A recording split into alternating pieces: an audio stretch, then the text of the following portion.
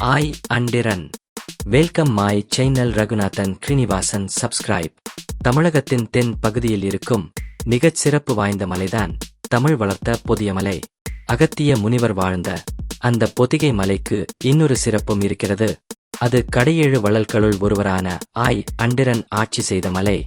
அயந்தன் ஒரு சாதாரண குடும்பத்தில் பிறந்தாலும் மக்கள் குறைகளை பார்த்து பெரிதும் பாதிக்கப்படுவார். சிறு வயதிலேயே பிறருக்காக வாழ வேண்டும் என முடிவு செய்தார். அவர் வாழ்ந்த கிராமம் பசுமையால் நிரம்பியது.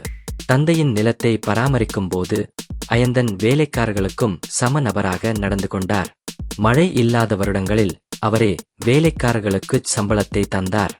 ஒரு நாளொரு கிழவர் தன் நிலத்தை இழந்து அழுதார்.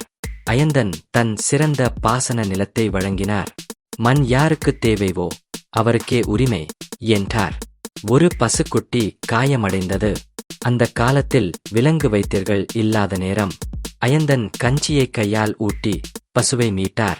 ஓர் ஏழை தனது மகளின் கல்யாணத்திற்காக உதவி கேட்டான். அயந்தன் உடனே நகையும் உணவுமாக வழங்கி வீட்டிலேயே விழா நடத்தினார். ஒரு சிறுவன் அயந்தனின் உதவியால் பள்ளிக்குச் செல்கிறான். அதை குறித்து அவன் பாடிய பாடல் அயந்தனை நெகிழச் செய்யும்.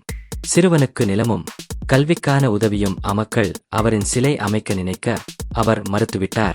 நான் செய்யும் நற்காரியங்கள் மட்டும்தான் என் நினைவு சின்னம் என்கிறார். வறுமையில் சிக்கிய கிராமங்களுக்கு அயந்தன் பெரும் உணவகங்களை அமைத்து நாள்தோறும் உணவளிக்கச் செய்கிறார்.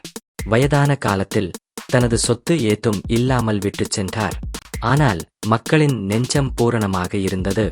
என்னால் ஒருவர் பசிக்காமல் இருந்தால் அது எனது வாழ்வியல் வெற்றி என்றார். அயந்தனை மறக்க முடியாதவையாக மாற்றியது அவரது செயல்கள். மக்கள் பாரம்பரிய விழாக்களில் அவரது பெயரை பாடி நினைவு கூர்ந்தனர்.